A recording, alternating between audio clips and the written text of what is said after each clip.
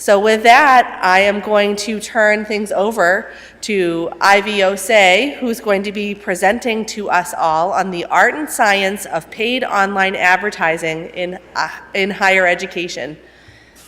Please join me in welcoming Ivy.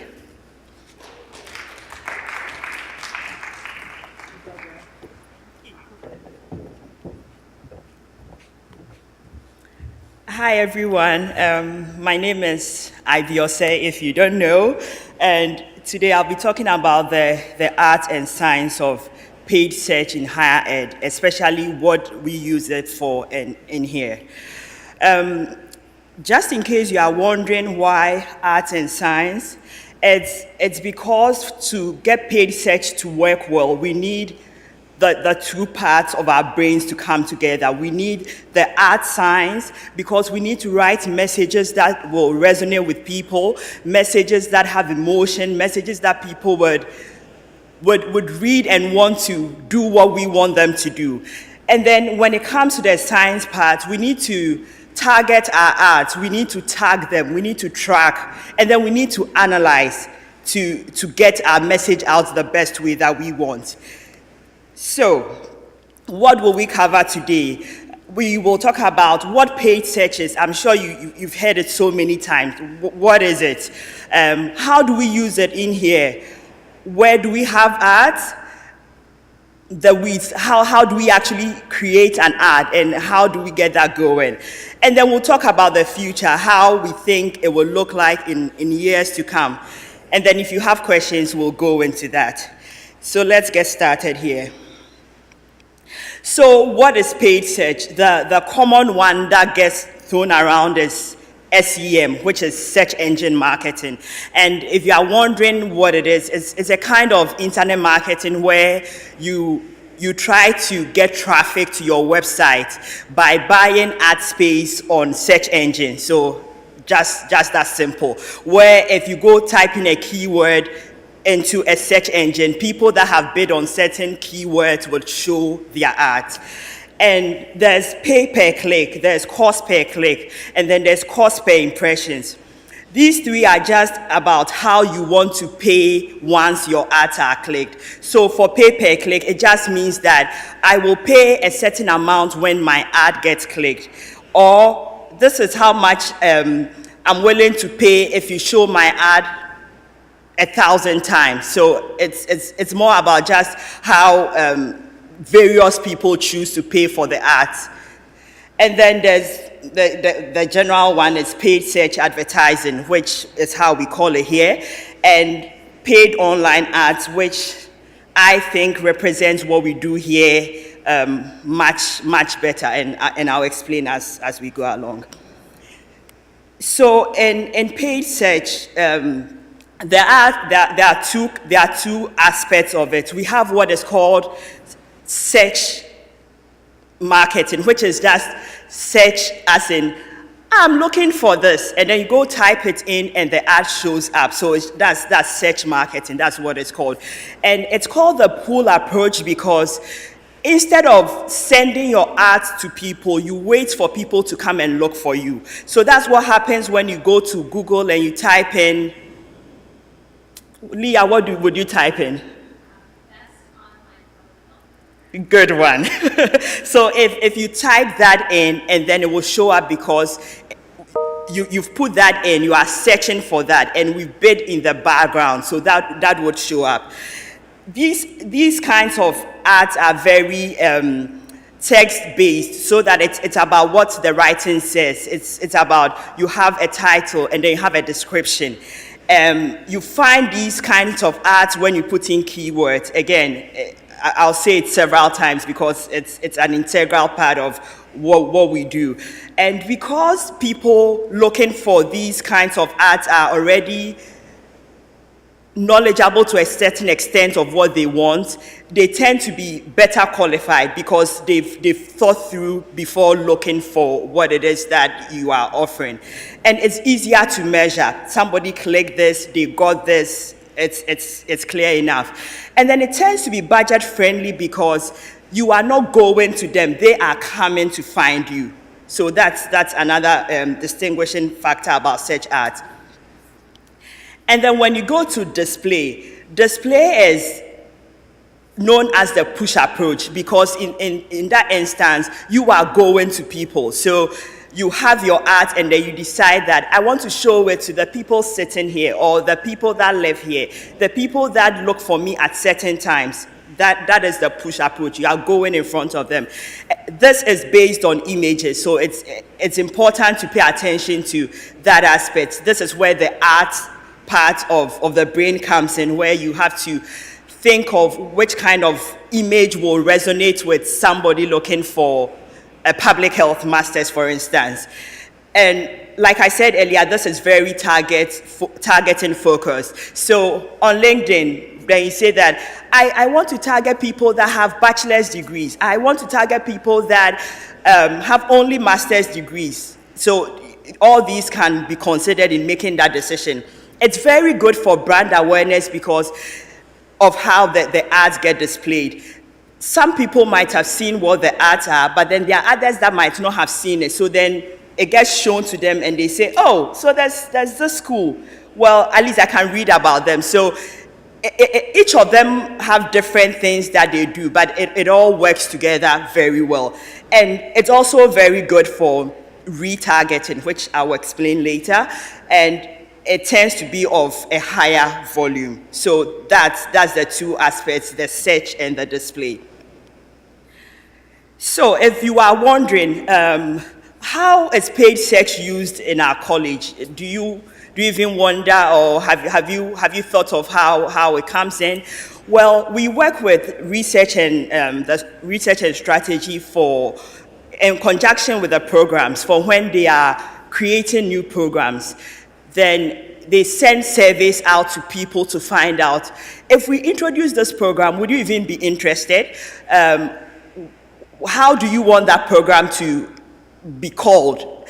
But the programs usually have an idea of the people they want to send this to, so they give us that information and we target these people with these surveys so that it's more in line with what they want. We don't just want we don't want to put it everywhere for people all over to click it. People will do that, but at least we want our target audience to have it. Another thing that we do with the research team is also doing a keyword research and analysis for them. When the program is being created, sometimes there are different titles. Maybe they are pretty similar, but not the same. We do a keyword research to find the historical volume of search for these keywords and then the projected volume that is likely to happen.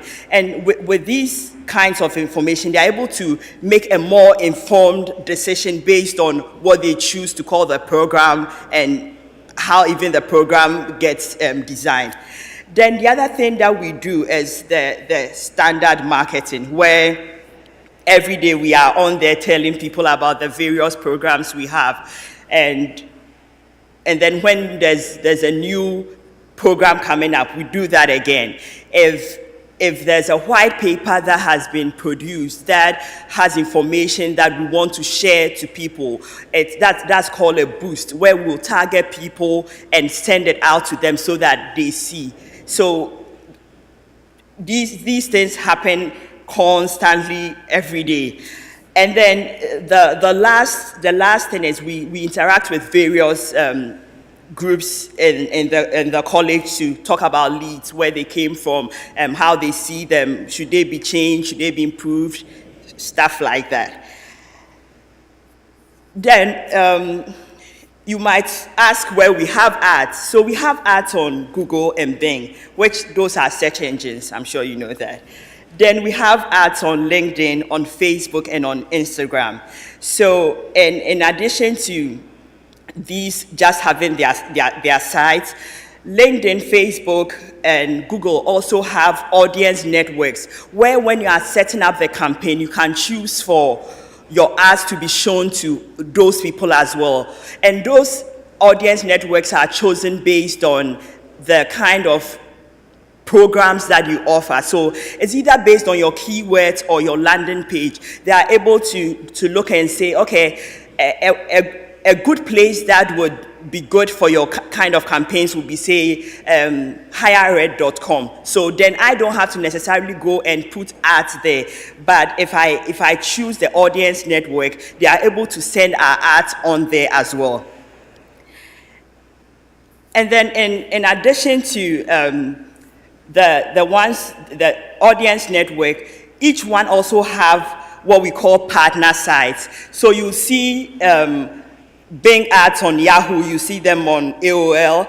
Google has Google Play, Shopping, Maps, and the display network. So you'd realize that it's not just about one, say, Google doing it by itself, but as much as possible, they want to have a bigger share of the market, so they bring others into it. So as you can see, it's a teamwork. And if you are wondering, the jersey we are wearing, it's called Arsenal, except the little girl, she's lost her way.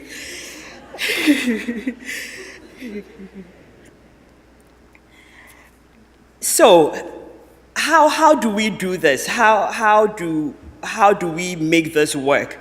If there's a new program, for instance, and say public health is introducing a new course, we have to do what we call a keyword research. And a keyword research is either based on, you can use your landing page to get that information, or you can use the title of that particular course to get that information. So you research, and then you get all these keywords that will be able to sell the programs. Once you have these keywords, then you start the campaign creation. And in creating a campaign, you have to decide what you want. You have to choose a goal. Why are you even doing this? For us, it's about getting a conversion, which is a form fill. So that is important to us. Then you have to think about location. Where should people be when they search for your ad? So you get to choose that. How much are you willing to budget for a day or a month? How much are you willing to bid on each keyword? Do you want your ads to show up in Spanish or in some other language? What time of day do you want your ads to show? So these are all things that you need to consider before you do the ads.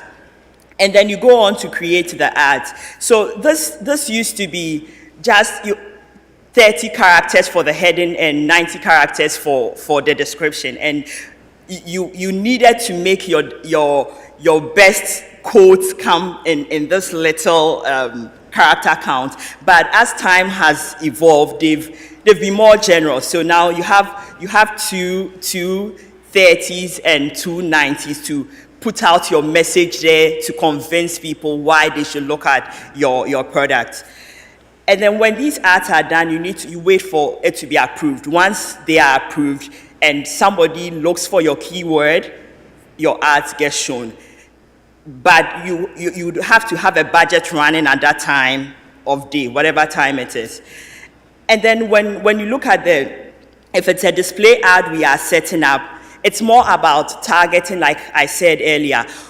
Who do you want this to go to? If it's social work, masters in social work, should we target people that have a clinical background or some other aspects? You need to think about this. Is it about people that have shown interest in pages that are social work related? Is it people that have liked your Facebook page? Is it people that have gone to like a similar page on Facebook to what we have? You need to think about all these and make a decision, because again, display ads, you are showing it to them. So if you don't make that decision, the decision will be made for you and you'd waste money. Then the ad creation starts. So again, you choose a goal, you choose your location, you choose a budget, you choose your bid amount, you choose the language, and then the time. Then for display, you get to choose a placement. Like I talked about earlier, you can choose for it to go to the particular places that are related to your landing page, or if you don't want it at all, you can just stick to just the particular place you are choosing, like Facebook. So you get to say, I just want my ads on Facebook. Don't show it to any of your external partners. And then the ad creation. The messaging is important here, but the images are also very important, because if you are familiar with this, the ads are shown to people. The ads get literally sprayed out there to people. So it needs to be an image that is attractive, that is appealing to people, for them to even be willing to look at it. And once that is done, you wait for approval. Sometimes it gets disapproved and you redo it again, but it's all good. So I thought I'll show you some examples of the ads that we have.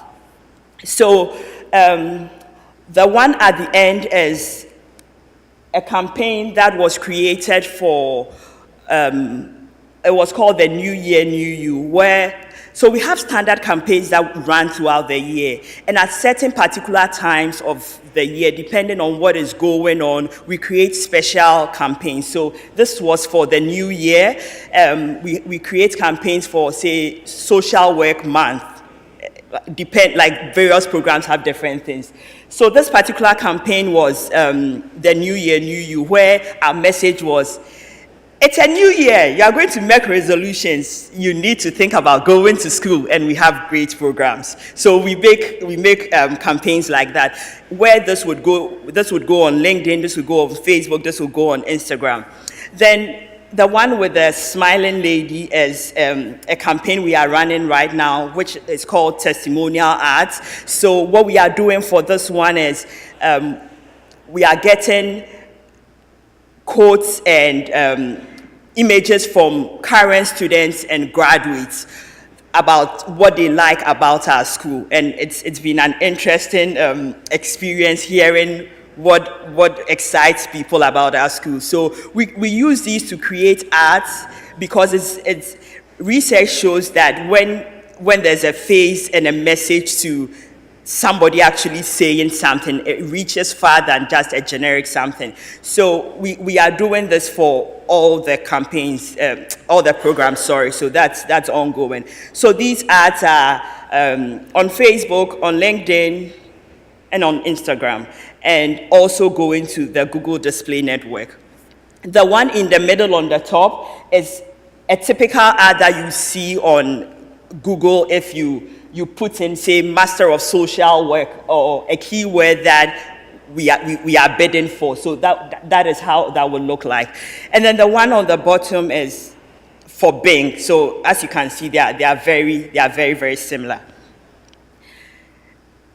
So once these ads go out there, what we want for the ad to accomplish is for people to actually fill a form. So we want you to see the ads and like what we are saying, and then you click it, you fill it, and give us your information, and then the next process starts.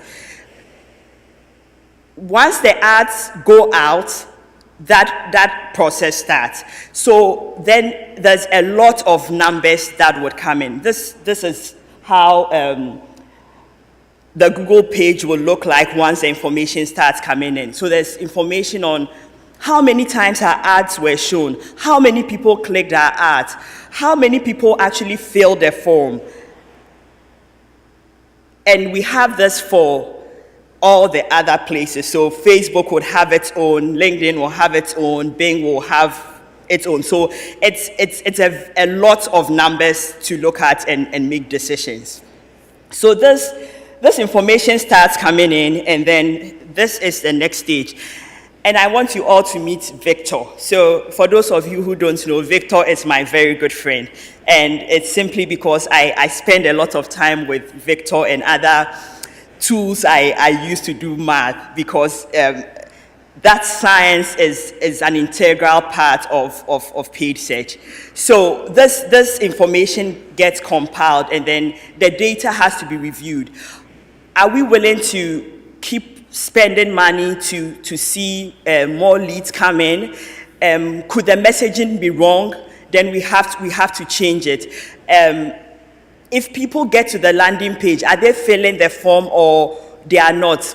Could there be a breakdown somewhere? So all these are things that are considered in making the decisions. Like I said, the ultimate aim of this is for people to fill a form.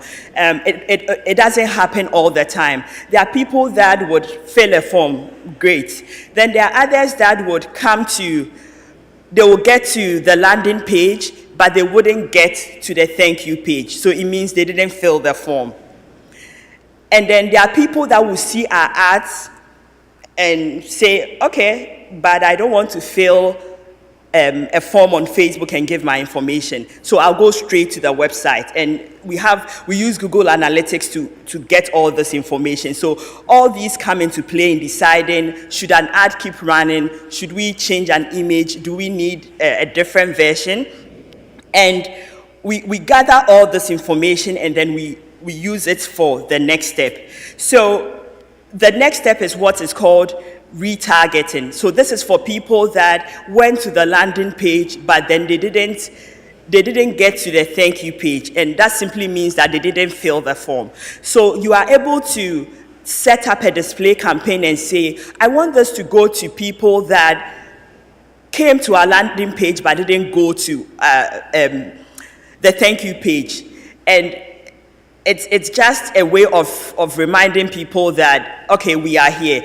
Can you show by hands how many of you have clicked something on Facebook and seen it on Yahoo and Google? Anybody?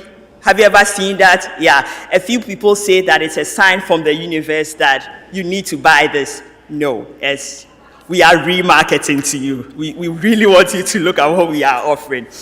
So this gets done, and then it's a way of sending out the message again and reminding people that we have products, go look at them. So when we get, another thing that we are able to do when we send these ads out is, when people fill the form, you are able to, we get their information, and the networks are able to give you what they call, some call it an affinity audience, others call it a lookalike audience, where based on the people that have filled the form, they will create very similar targets for you that look exactly like, or very much like, the people that filled your form, so that you can again retarget them and get your message across. So as you can see, this is it's a circle that keeps going. It's a lot about retesting. It's a lot about changing.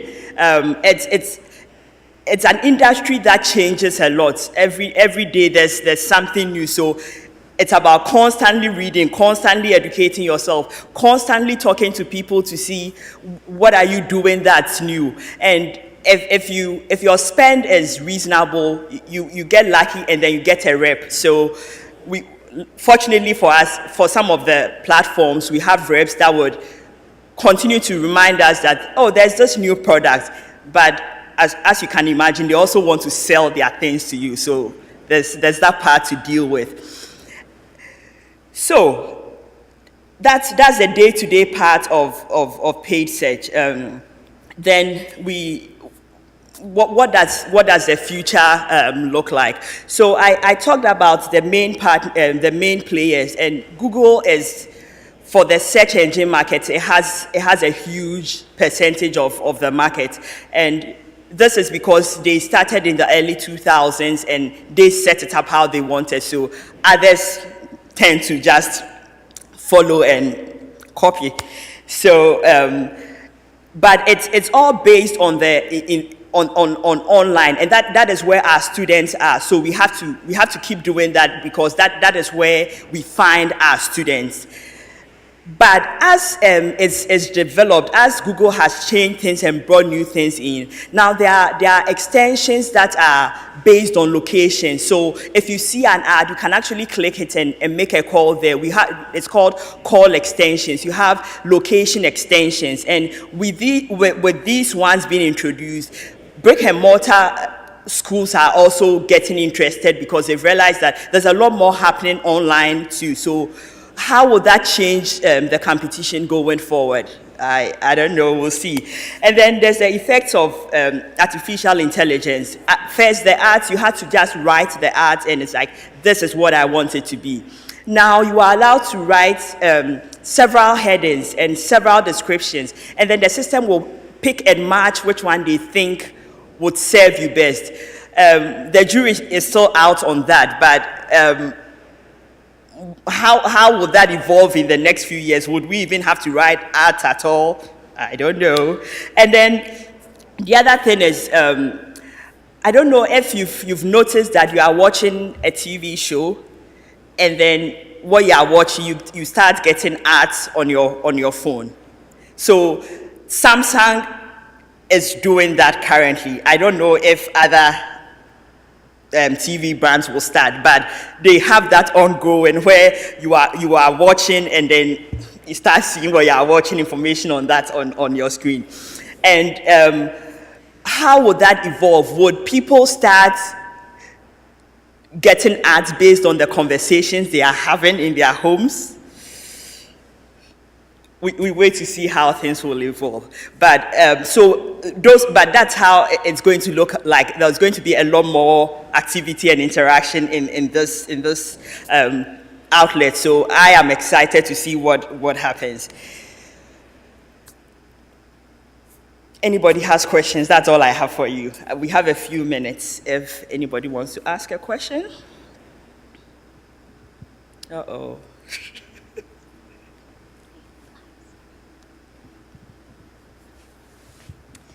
I was just wondering, what is your favorite part about what you do in paid search marketing? So for those of you who know, I have an engineering background, so I like numbers. So my favorite part is to dig through all the many numbers. But in addition to that, it's also to see that the message that we put out there get somebody to fill a form, and that's really satisfying. So every conversion I see brings a smile to my face because my work here is done. So it's exciting for me. Michelle? Hello. Hello. I have a question for you, Ivy.